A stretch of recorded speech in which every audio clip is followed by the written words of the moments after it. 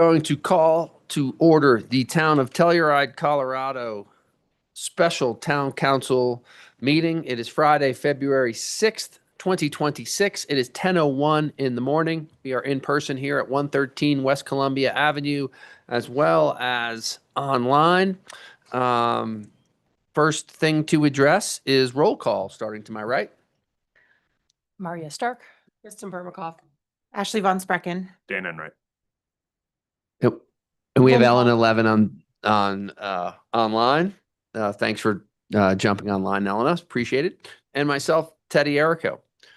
First item on the agenda, number one, are action items. 1A, introduction and first reading of an ordinance of the Town Council of the Town of Telluride, Colorado, authorizing the sale of certain deed-restricted real property known as 394 West Colorado Avenue, and that's the Maribel Residences Unit B, Telluride, Colorado 81435, located within the town of Telluride, San Miguel County, state of Colorado.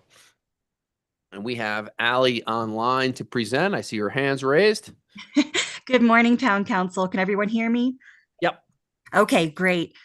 So these first three items should go pretty quickly. I'll talk about all of them in one presentation, but they are three separate action items.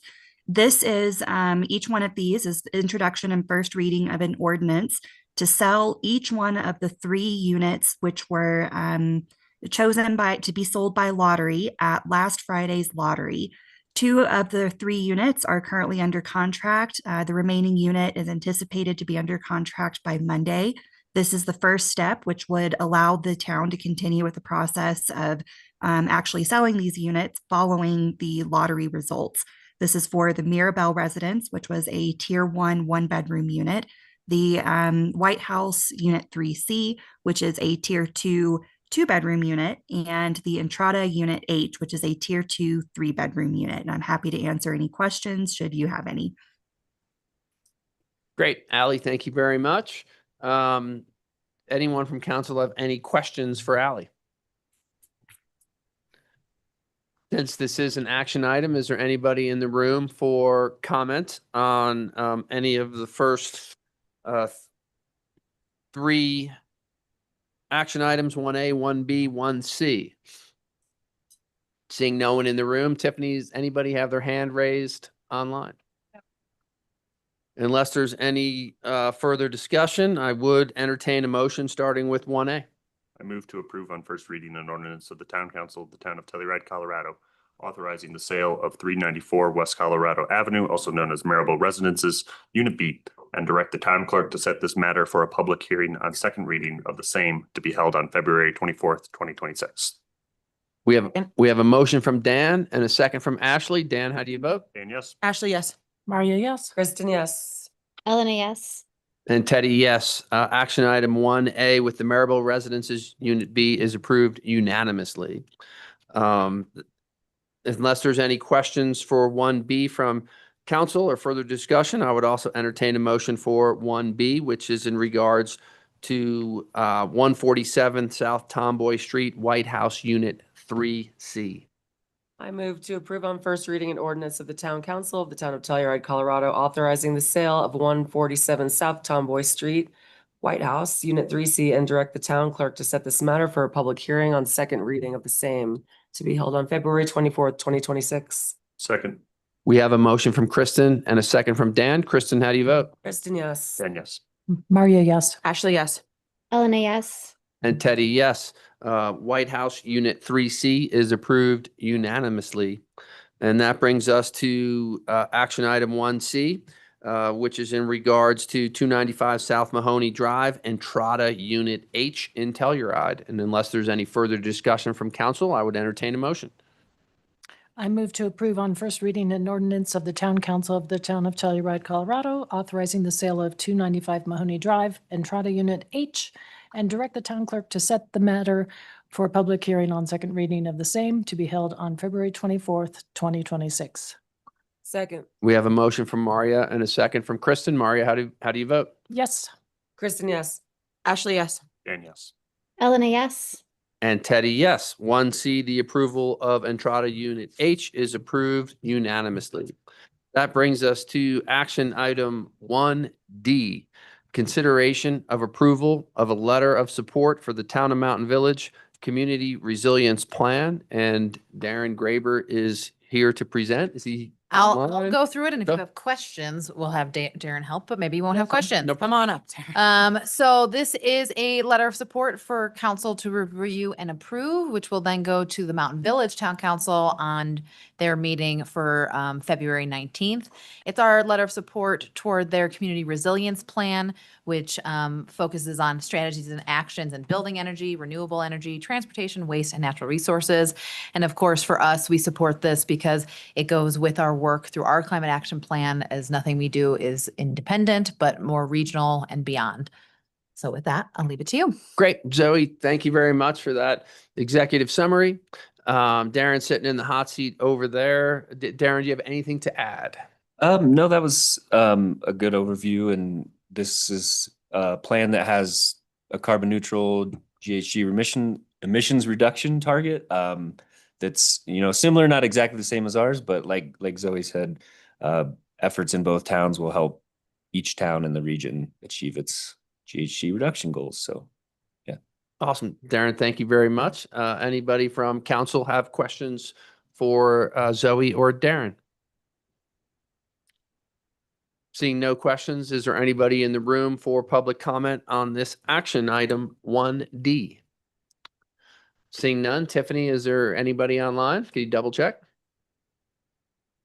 There is no one online for comments on this letter of support to the Town of Mountain Village. So unless there's any further discussion from council, I would entertain a motion.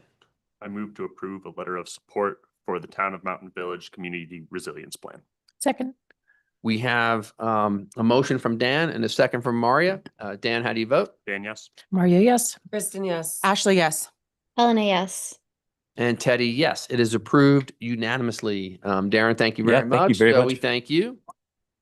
That brings us to agenda item 1E, consideration, discussion, and possible selection of a third-party investigator to investigate former Town of Telluride Mayor Pro Tem Meehan Fee's negotiations and December 29th, 2025 offer to purchase a majority interest in the Telluride Ski and Golf Company, TSG Ski and Golf LLC, better known as Telski, and we have Kevin Geiger to present. Thank you, Mayor. Kevin Geiger, Town Attorney. I'll be introducing agenda item 1E. I did have assistance on this matter from the town manager, Zoe Donnell.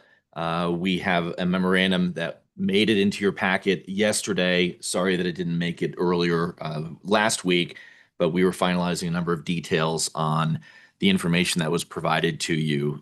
That information, just for the members of the public, should also now be available in the Document Center portal. If anyone is looking for that information, it includes a memorandum along with a proposal for a scope of services from one of the entities that we'll be discussing today, along with also a scope of work that was drafted to provide a little background from the town's perspective as to what we would expect in this investigation. And just to go back a little bit further, as the mayor indicated, this is the result of a clear direction that came from town council in your January 20th, 2026 meeting. And that direction was to report back to town council with investigative options for a factual, unbiased, and neutral third-party investigation on this issue that we're talking about. I think everyone knows the issue. I won't go into the detail of it right now.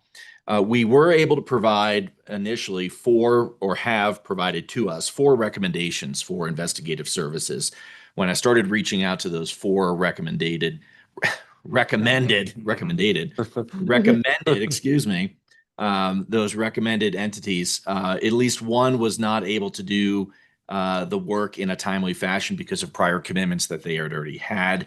One was out on a medical leave and only got back to me late yesterday afternoon. So we were able to move forward from those 4 with 2 recommended options for you today. And those are the entities for your consideration. I'll introduce them both briefly. I don't have a lot to say because I don't have personal experience with them, but I can tell you, just starting off, both entities that are recommended for you today are highly qualified, highly recommended, and have extensive experience, going to 2 to 3 decades worth of experience on investigating various matters. a lot of their focus tends to be on employment issues.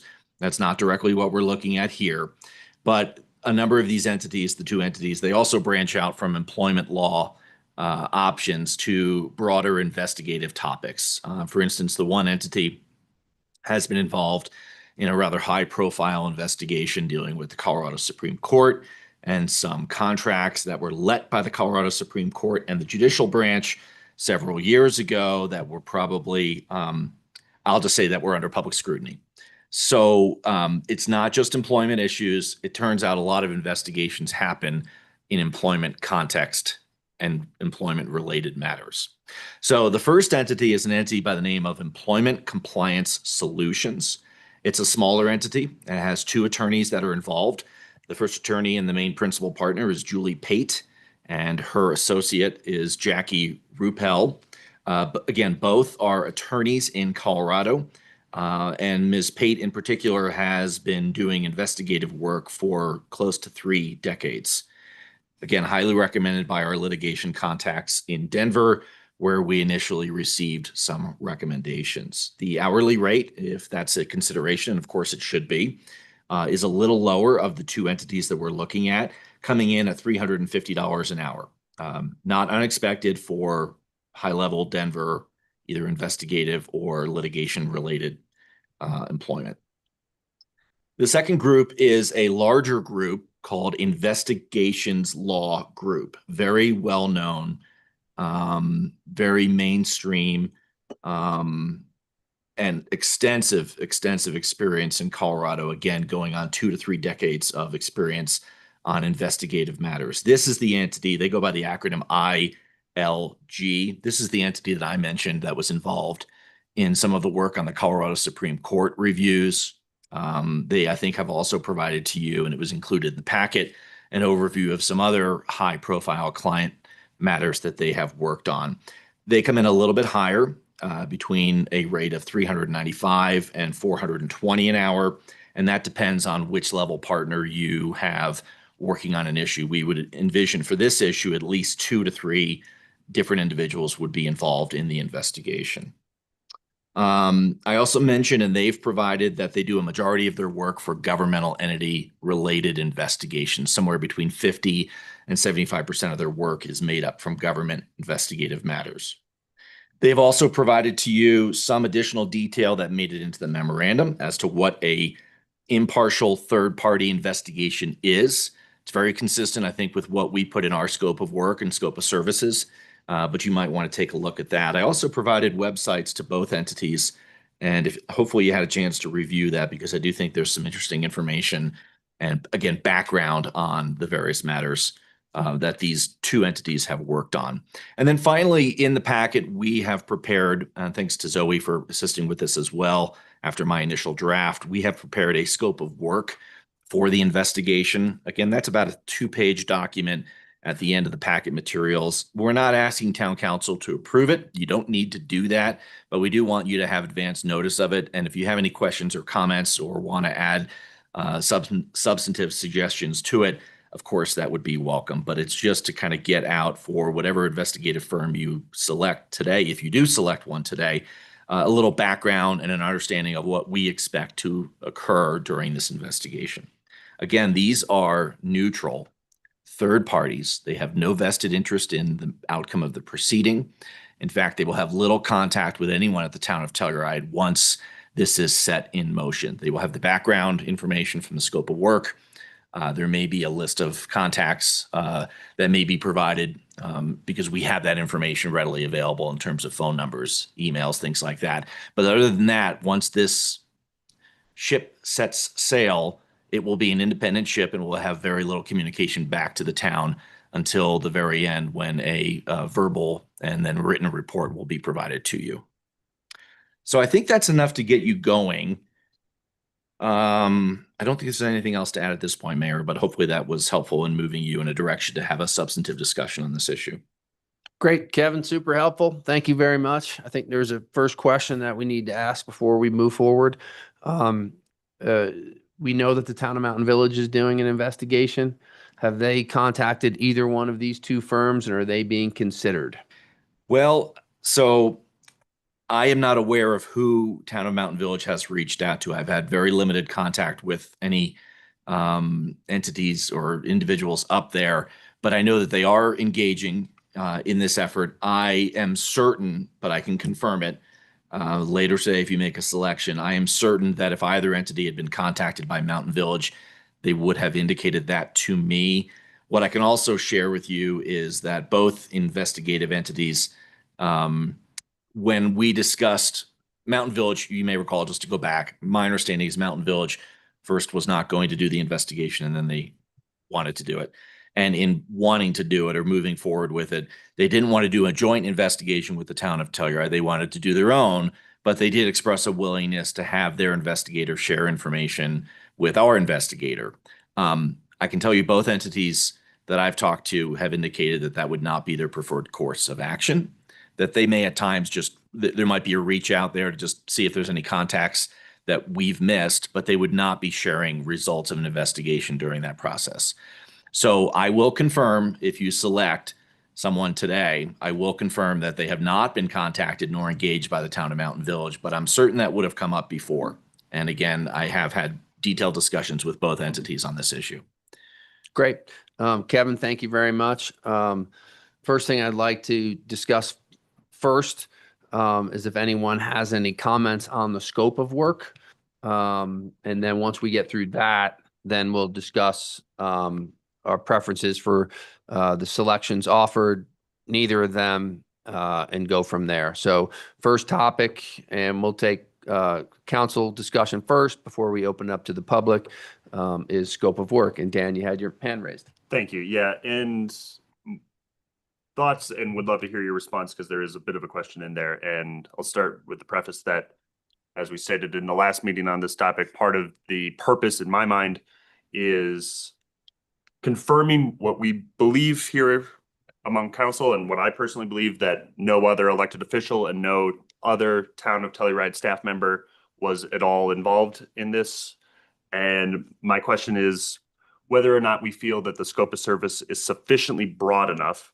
I will point us to one of the objectives, objective 4, which states assess whether any public funds or town resources were used.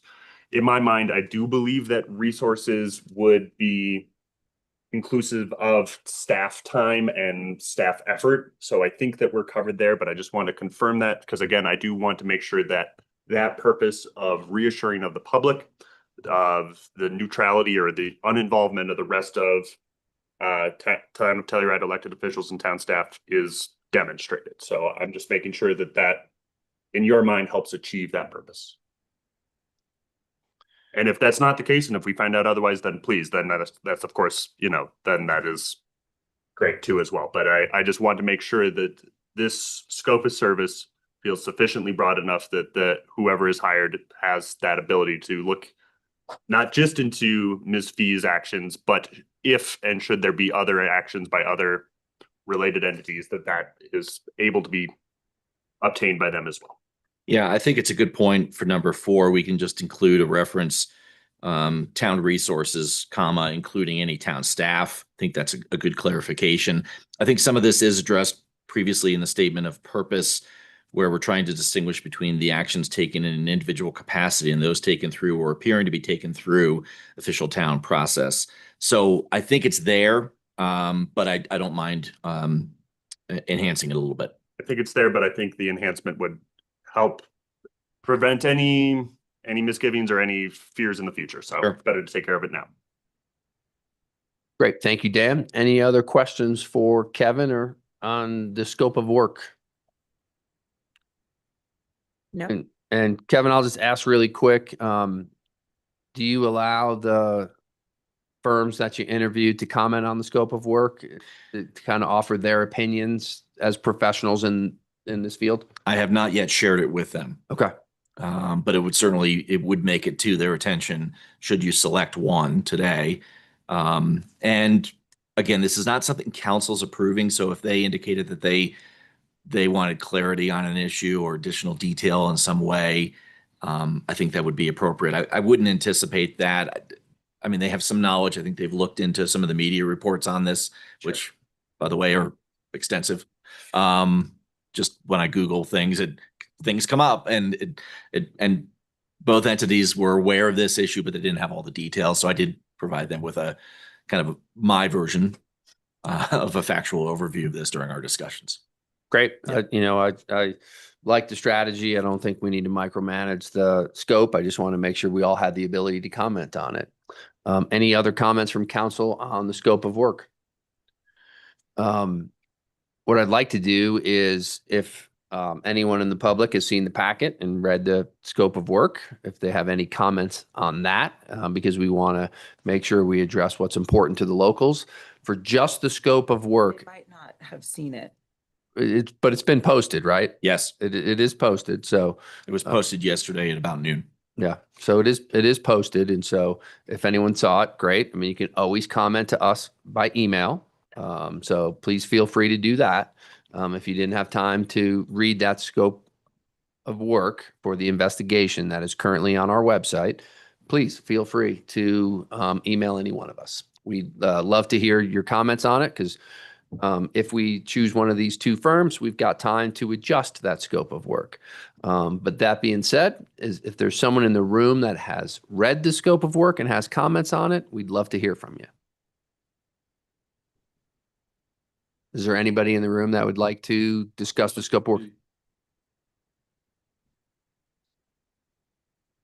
So we'll reopen public comment outside of the scope of work if you've got something else to discuss. Do you want to, I'll give you my iPad. Do you want to just read it real fast, Rick? Do you want to read it? It's only a paragraph. Sure. Here.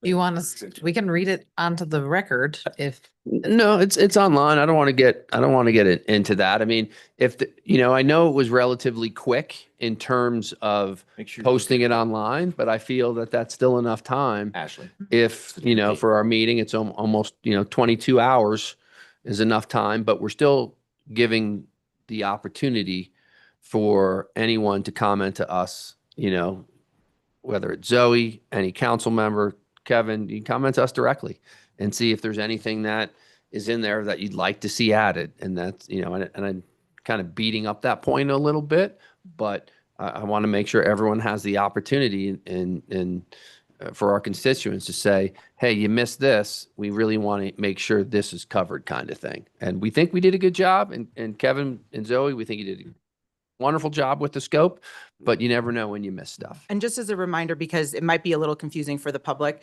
if you're looking at the agenda and looking for a link in the agenda, it's not there. You have to go to the document center, which is at the top of it. And that's where you're going to find this because it was too late to add it to the agenda. I'm gonna pull it up on a share screen for those listening online.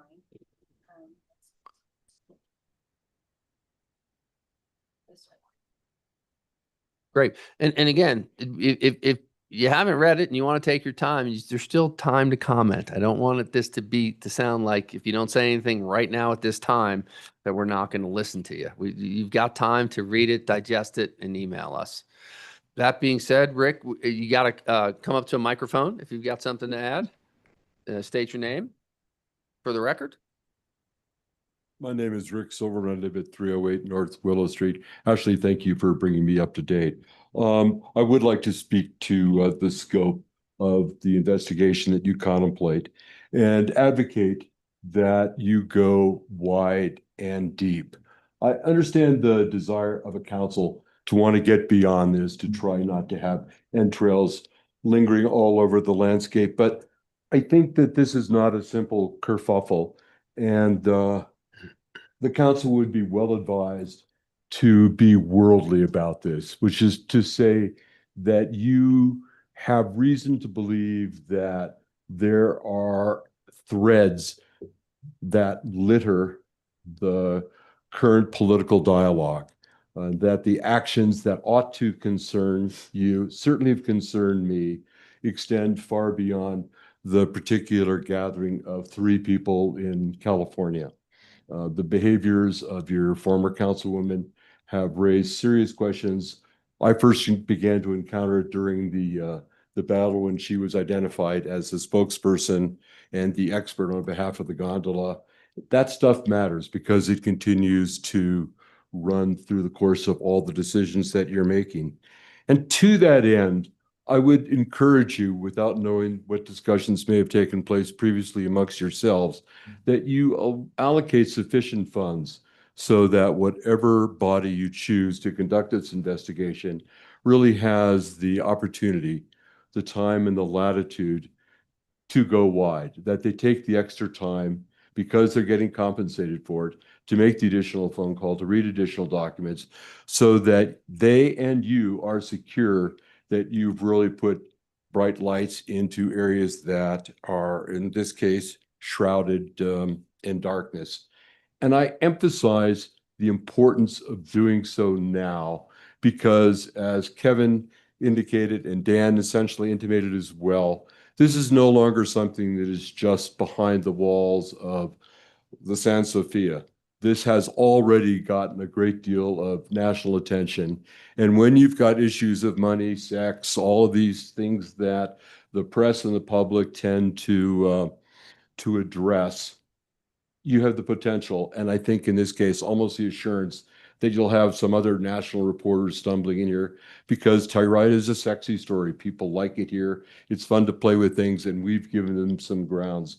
So it's to our benefit to act as a community defensively, to make sure that the town of Telluride is not identified as, in any respect, having acted in an insufficiently thoughtful fashion to resolve what is already an awkward and embarrassing issue, but could be significantly worse. In an effort to try and comply with the time constraint, I'll simply say that I think that doing so, being perceived by the community as really having made a wholehearted effort to bring light to all of the issues, and I continue to emphasize the multiplicity of things here. We're going to ask you to wrap up. I will wrap up. I'm very close to the end here. Will certainly give you a great deal more faith from your constituents. The citizens will appreciate that. And I dare say that it will bring comfort to the council that you know that there aren't still skeletons out there that can come back to bite us at an unknown point in the future. And you really have the ability to move forward from a position of knowledge and strength. Thank you. Great. Rick, thank you very much for your comments. They're much appreciated. There's nobody else in the room. Tiffany, are there any hands raised online? Okay, so just for the scope of work public comment, we will close that. And then we will get on to the discussion amongst council members first about whether or not we have a preference for one of the two investigative firms that Kevin has selected, or we want him to keep looking, and our overall thoughts on this investigation. I have a question kind of for Rick, which is, are you suggesting that Ms. Fee had improper compensation for her work on 3A, or just that as a? We're not here to discuss 3A. Well, no, but I don't understand this the desire to blow it out further. Right. But that's fine. We can, again, take public comment through the selection of the firm and the start of the investigation to determine what our scope will be and can adjust it, right? It's just, right now it is absolutely, in my opinion, and if anyone disagrees, feel free to say it, but this is about the Telluride Ski and Golf Company and the offer to purchase the ski and golf company and what was promised to the owner. And there's many layers to that, mainly within that Exhibit B that we're all familiar with. And that's where it should start. And I do agree with the public comment that the investigation should go deep and wide and everything about that topic. But for me personally, I don't see any need to be bringing up past things that have been decided and determined. There was a time for that, and that time has passed, in my opinion. Was sufficiently litigated in court. Yep. So with that being said, any other thoughts or comments on the two firms? I'm happy to start, I thought that, looking at both firms, they seem to be very, qualified. I thought that the little extra that ILG, provided and seemed to had a little bit more experience would be someone that I would prefer, but, I think both are equally qualified. And I certainly don't think we need to find another firm if we decide to move forward. Ashley, I think you, I think Elena was first. okay, Elena?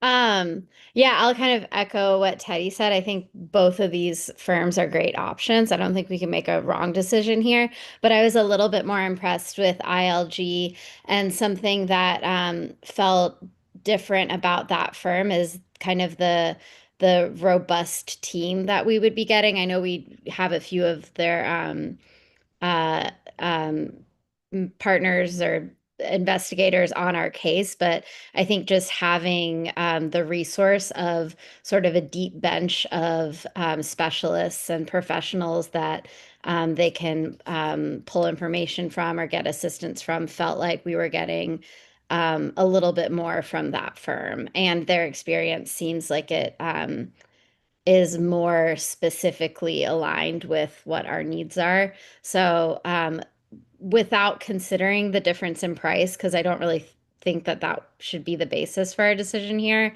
I was leaning more towards ILG.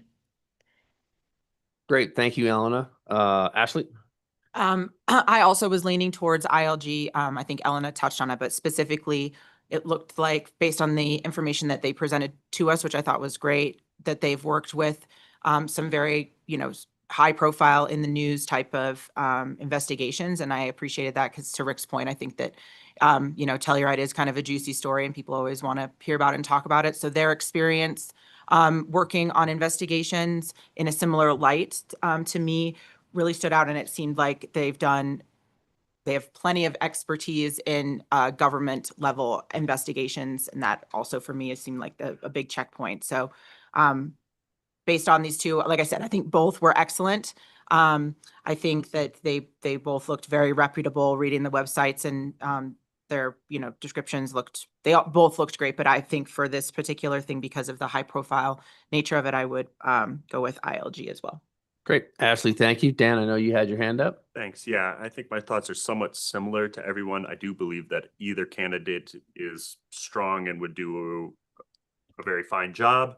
My question, just because I don't have legal training, I think a large part of my own weighting, and it sounds like similar from other council members, came from that audit of the Colorado Supreme Court.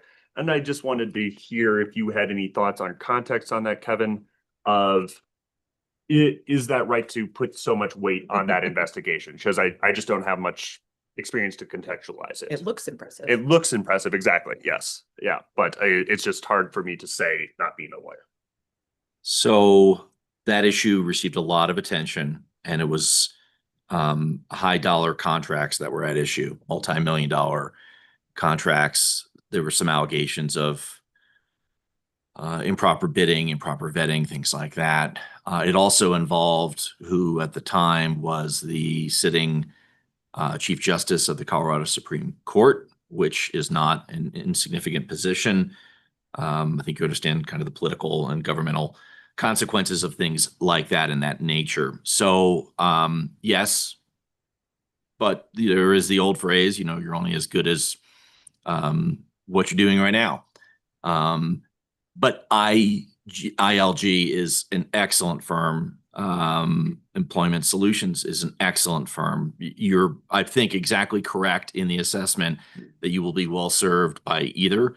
I don't think that you need to go out and find an additional possible investigative group at this point in time.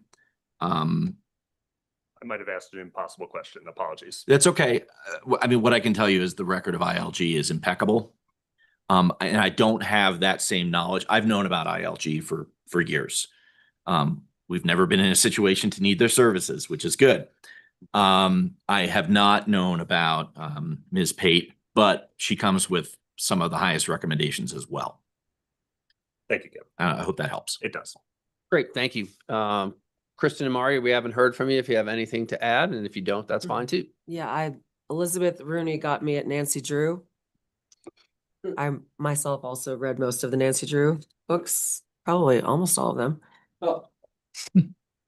I would have just add, I mean, I ditto everybody else's comments. The ILG proposal was more buttoned up, I would say. So that sways me in their favor in addition to everything else people have said. Okay, great. Unless there's any further discussion from council, I will open it up to public comment on this agenda item and we'll go from there. Is there anybody in the room for public comment moving forward? Seeing no public comment in the room, Tiffany, is there anybody online? Sure. You gotta come up to the microphone. So sorry. That's right. And forgive me, I'm not trying to belabor your session, but I'm behind. And I don't know whether in the sense of scope, you've already allocated certain funds. Have you had in-house discussions?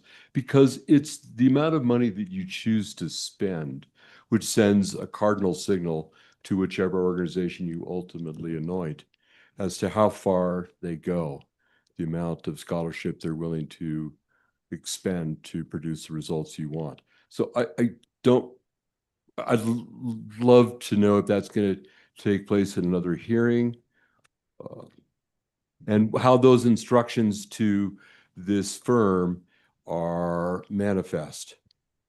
Well, it's a good question. We'll certainly lean on, staff for that. And, I know that we got the hourly rate and it's a little tough for people to determine what the, overall scope of work is. What I will say, Rick, is I agree with your first comment, which was,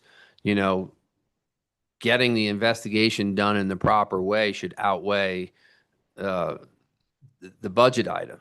In this climate, it's hard to just write a check to somebody to say, go do this. But I think a lot of us and our ability to move forward will help us based on this investigation. And maybe that will help us be more efficient in the future, which could help us budgetary wise. But if we don't find out everything we can to our power of this circumstance, we're not doing our locals any service. So if we choose someone and there's a certain point in time where they can give us an overall estimate of what they think, but it's probably tough for them at this point in time to say, we think it's 20 hours, we think it's 120 hours, whatever it is. Probably can. Well, and from the scope of work, I don't see any limitation on it. So that would be my interpretation of the contract that we went into them with. And please correct me if I'm wrong. Yeah, I'll make a couple comments. Again, Kevin Geiger, there's no limit set in the scope of work. There's been no expressed limit to either entity on this issue. It's investigate the matter. I will ask for an estimate or a preliminary estimate of their time. Again, both entities indicated that they thought this was probably an initial 2 to 3 week period of investigation, and then a 2-week period to complete a report and executive summary and be prepared to give you a verbal presentation on the same. So this is not something that will come out of my budget directly. I haven't had those discussions with Zoe or with the finance department, but my budget is not capable of handling something like this. There will likely have to be a supplemental appropriation by town council for this, and that's fine. That happens all the time. And then you will have the ability to see that. But again, this will be after the fact. I will provide you, to the extent that I receive it, I will provide you diligently with an estimate of what they think this will cost, should they provide that to me. Great. Kevin, thank you. I was actually quite impressed with the time frame. I thought it would have been dragged out a lot longer. So I thought that was a good sign that helped, comfort my fears of ongoing and money. Any comments from council in terms of the financial aspects of the investigation? I mean, I think I just want to kind of address some of the things that Rick's saying. I think that I understand what your desire is. I would say this is like, we need to investigate this situation and what happened and what was presented to us and to the public. The reality is that all of us, when we sit up here as town council, are subject to core requests and freedom of information and all of that stuff. There's if you can supply something that you think is, valid, like through those avenues that you think warrants another investigation, we can address that at that point. But I think that for all of us sitting here, we have to just address the situation that is sitting in front of us. And it is not, I don't think, important or fruitful for us to, try and find these skeletons in the closet that you and others seem to think exist. But I think everyone would be open that going forward, if you find things or feel that there's legitimate evidence for other things, that's a different discussion. We need to discuss what this situation is right now. We need to close the book on it right now and understand what happened with it, rather than going down threads and all of that. Do you get what I'm trying to present? Yeah. I think that that's the feeling that all of us have, and I feel like we just need to say it. And I stated it earlier, this is about the purchase and timeline prior, during, and after to purchase the majority interest in the Telluride Ski and Golf Company. And that's all we're here to look into, and all the avenues that led them to that point, what happened in California, and what happened after. And Mayor Errico, I do just want to chime in that obviously in governance here as a foundational point, ethics and the compliance of ethics is what all of us need to do and accomplish. Through that process, we have, if anyone at any time has a question of that integrity, we have a way to put in a application to question those ethics. We have an ethics committee that then will go through that complaint. So in this instance, council decided that it was prudent upon them to go beyond that step and take the lead into this particular investigation, but I don't want to ignore the holistic process that we have available. Yeah, and that's right. And that's why we're here, because we want to make sure that we can show to our locals what happened and what didn't happen, and take that question out of everybody's mind with an independent review. Going back to public comment, Tiffany, I'll double check one last time before I close it. All right, we will close public comments for the agenda item of the consideration, discussion, and possible selection of the third-party investigator. After hearing public comment, is there any further discussion from council? I would entertain a motion on this agenda item. I move to select and direct the retention of ILG as a third-party investigator to investigate former town of Telluride Mayor Pro Tem Mian Fee's negotiations and December 29th, 2025 offer to purchase a majority interest in TSG Ski and Golf LLC. We have a motion from Maria. Do we have a second? Second. And we have a second from Ashley. Maria, how do you vote? Friendly amendment, Mayor. Sure. Friendly amendment adding in subsection 4 of the scope of work after the words town resources, comma, inclusive of town staff time, comma. Maria, do you accept that friendly amendment? Yes. And Ashley, does that change your second? I stand by my second. Okay, great. With that friendly amendment, Maria, how do you vote?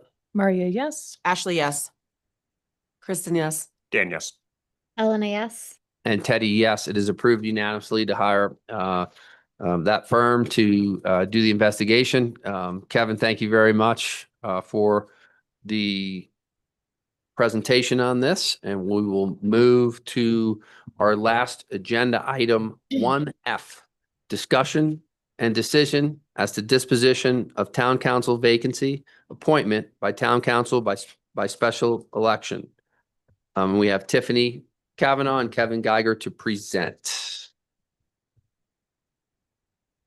And because this is in direct conflict with me, I recuse myself. Okay. Great. And then, Kevin, do you want to explain the recusal? Do you want me to do it to the public just so they have an idea of why? Is it necessary? I mean, I think what we'll say is that Ms. Stark, and her current appointment, there is considered to be a term of that appointment to the next either regular or special election. And because council is talking about whether to fill another vacancy with either an appointment or a special election, if the decision is for an election, obviously the council seat of Ms. Stark would be implicated, and her term would be then subject to that election, should it be the decision of council to proceed in that fashion. So I think that's the perception of the conflict of interest. And if I've stated anything incorrectly from Ms. Stark's point of view, she can offer an explanation, but I think that's where we're at. And I just want to make sure for the listening public, they were very clear on that recusal. So Kevin, thank you for that summary. We'll give Maria some time to gather her things. Take your time.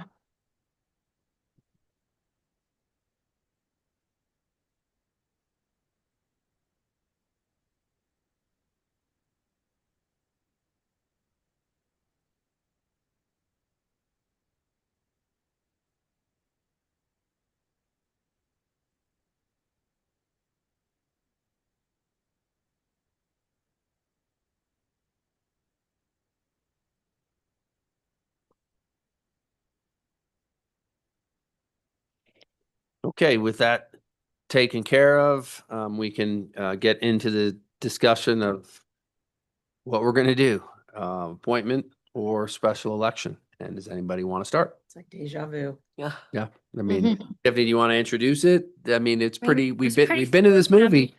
I don't know if you want me to go over a few things for the listening audience, but yep, Sure. here we are again with a vacancy, and our home rule charter prescribes how council should go about filling that vacancy, either by an election or an appointment. When this came up after the last election, you proceeded with an appointment. This time the timing is a little different, whereas the state statute has certain legal deadlines that have to be met. And there's also some prohibitions on when a special election can be held. So because we do have a primary election this year, it cannot be held if you do decide to go with a special election within 32 days prior to that primary election, but it can be coordinated with the primary election. So as you stated, it would be 2 seats on the ballot. If you did decide to proceed with that special election, it would be the Amaria Starks seat, and then the vacancy from me and Fee. And then if you did decide to go with an appointment, there's a draft timeline in there for that process too. You're very familiar with it. It happens really quickly, special meetings, interviews, etc. And then that appointment would have to be made prior to the next regular meeting on February 24th. Business cannot be conducted until that appointment is made. I will also point out, and I think that this is important to note, that if you do go with an appointment, that at the next regular election, there would be 5 seats on the ballot, which is quite a lot. We would have the mayor for a 4-year term, 2 council seats for 4-year terms, and then the 2 seats that were appointed for partial terms of 2 years. And the electorate does not choose who gets those 4-year terms versus the 2-year terms. If you did decide to go that route, it's just everyone's on the ballot. And then those with the lowest votes would get those 2-year terms. So I just wanted to point that out as well.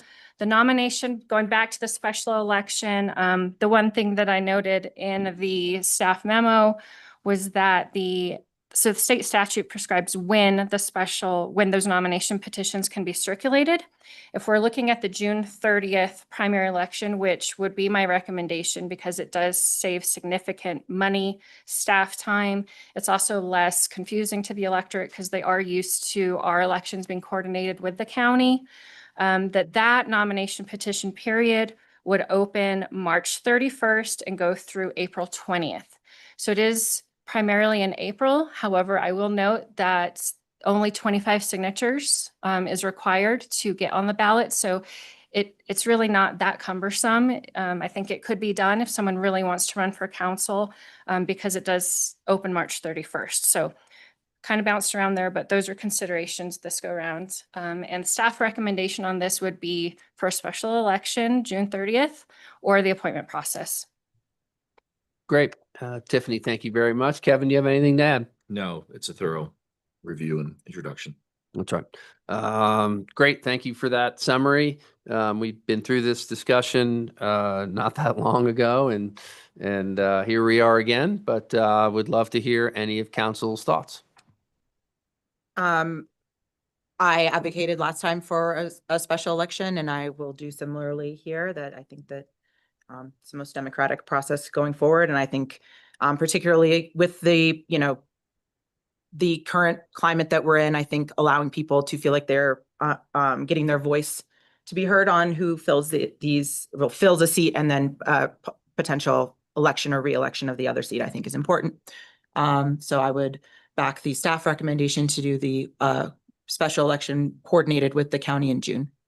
Great. Ashley, thank you very much. Any other thoughts? Yeah, I'll weigh in. I agree with Ashley. I advocated for a special election as well the last time we went through this process. And I think that the timeline being able to align so well with the county election is a great opportunity for us to kind of use our resources efficiently and bring down the cost of this. And I think, out of this situation, I think the silver lining is we have a good opportunity to get all of the seats on council filled via the election process, which, to echo Ashley, I think is an important message to send our constituents right now. And I hope everyone turns out to vote in this June election because it'll be an important one. But I think, yeah, for me, this is really clear. It should be the June election. Any other comments from council? I've heard from the community, both pretty evenly. Pretty even appointment versus election. I mean, just listening to the people out there who I've spoken to. So I understand the election. So people have a say and they have a vote. I think Maria has done a great job in her time so far with the appointment. I think we did a good job selecting her. Even though I didn't vote for her, I think she's doing a great job, so. I mean, I'm just having the conversation here. So do you have a preference of which way you prefer to go, appointment versus special election? You could persuade me, Ashley or Dan or Elena. So does that mean you're for appointment? Here, I'll I'll persuade you. You said that you've heard 50-50 from the public. Mhm. So this is a rare opportunity in a year where we've got two shots at this. We previously did appointment. So then the alternate right now would be to do the election, and that would keep your 50-50 of your electorate happy. There's my persuasion. And I'll add, I'm conflicted. I think that we did do a good job with appointing Maria, and she's doing a wonderful job, and it puts her in a really tough spot. And indications are that she would run if we chose that. Not 100%, that's for sure. And I'm a little concerned of, will we get the same high level of candidates that presented themselves for us to make a difficult choice, which was ended up being wonderful for the community, that we had 8 or 9 people to choose from, versus the election where there really was no choice. And that was tough for me to watch unfold. And unfortunately, with that lack of ability for choices in November, and the locals only able to contribute versus comments for an appointment, even though I have the utmost faith in this council to pick a wonderful 7th member of our council, that has led me to believe that special election is probably the way to go, because it would be almost like the locals didn't have a choice in 5 seats, and the way it unfolded. So I think we need people to step up and run and be strong about it, and not be as much as concerned as the vocal minority, especially on social media. So please run if we choose that path. And then secondarily, it really gives the locals the opportunity to choose who they feel represents them the best in the current climate we're in. Since I haven't spoken, I'll add in my few thoughts. I wish I had the same clarity that you do, Elena. I do still, of course, believe in the power of democracy, and that is the foundation of our government, as was my belief last time we had this.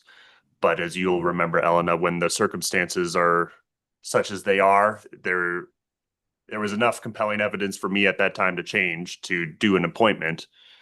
And there's a few considerations here as well that complicate this. It seems though that the overall trend from the rest of council is a special election coordinated with the county. And that is of course completely acceptable to me, and it does still promote that belief in democracy. I do just worry that I would hate to be in the same circumstance yet again, and that is my fear. And the only thing that would potentially sway me towards an appointment is that it just more conclusively settles the matter, and we can move on with the other very important business that we have to do right now more definitively, and just get focused on that much sooner. So that would be the argument in my mind towards going to an appointment, is that it allows us to settle this matter much more definitively and much quicker as well. But I certainly, of course, understand the push for democracy, understand wanting to get feedback from the constituents. Those were my points last time, and those still are held true, but it is just weighted by these other complicating factors that make this situation unique. So that's all I'm stating. And it's a great point. Ashley? I just want to speak to the comment about like the lack of participation in current elections. On that note, it actually would concern me to have 5 seats vacant in a single election after we appointed, because that would change to push these 2 seats just till that next election. So the next time we did a regular election, we would have to furnish at least 5 people to come forward. And I think that's a taller ask than trying to get, call it 3 or 4 people now for people to have a choice for 2 seats. So with your concern, I would say that it feels like it just creates a potential for a bigger problem down the road, where we're then asking for a lot more candidates to come forward at one time. So that would be just a concern based off of what you said about, we can kind of solve it now, but it feels like maybe it makes a bigger issue for us later of, okay, then we have to have 7 or 8 people come forward in a single year to fill 5 seats. Another great point. Elena? Yeah, I agree with Ashley's comment. And also, like, I think everything that's being said is totally valid, but just to respond to a few things that came up in like my thought process, the appointment option does tie our hands until we make the appointment. So in some ways, the special election does give us a little bit more flexibility in how we're allowed to govern until that seat is filled. So I don't find that to be an issue. The other thing I just wanted to comment on in terms of like people stepping up, like I think right now it's our responsibility as council people to be having those conversations with people in the community, people who, threw their name in the hat for the appointment, to encourage people to participate in this special election. And I know that that's not really an answer to the concern, but I think it's it has been like an interesting time to be an elected official in Telluride, and I think we have this sort of duty that we didn't necessarily know that we were signing up for, but that has kind of become one of our responsibilities, is to get people engaged and help people through the process, or encourage them, or just eliminate some of the fear or imposter syndrome around being part of this process. And so I think knowing what we know from the last regular election and the whole process that we had to go through to fill this vacancy, I think we can approach this one with a lot more intention and proactive conversation to make sure that people are involved and that we have a better turnout. So it's not a perfect solution, but I still think it's the best way to move forward. And I do have not concerns. I feel like it doesn't feel great to have 2 seats out of a 7-person council, like voting block, be appointed. That it sort of inches into a place that doesn't feel as democratic as I would like for it to feel. So I think for me, it still is pretty clear what the right path forward is here. Great. Thank you, Elena. Before we open it up to public comment, are there any other council thoughts? There's nobody in the room for public comment. Tiffany, we have at least one hand raised, so that's good. We do have Eric Behrman. I'm unmuting you. Yeah, thank you. I would just like to echo my support for a special election. I think it's important to have the wheels of democracy always spinning. And I think that's a primary sort of juice of the will of the people versus an appointment, which is more of a derivative. So I would echo Elena's concern that, you'd have two derivatives on the council seat. On the council as a whole. So it's just a little bit too high of a proportion in my mind. But anyhow, I appreciate the time. Thank you. Great. Eric, thank you very much for your thoughts. Is there anybody else online, Tiffany? I'm not seeing any additional hands raised now. All right. Seeing no other comments from the public, we will close public comment for this agenda item and get back to any further discussion. And if there's anything more to say, now is a great time before we call for a motion. I move to fill the town council vacancy by special election and direct the town clerk and the town attorney to draft a resolution calling a special election for June 30th, 2026 for consideration at the February 24th, 2026 town council meeting. We have a motion from Ashley. Do we have a second? Second. We have a second from Elena. Ashley, how do you vote? Ashley, yes. Elena, yes.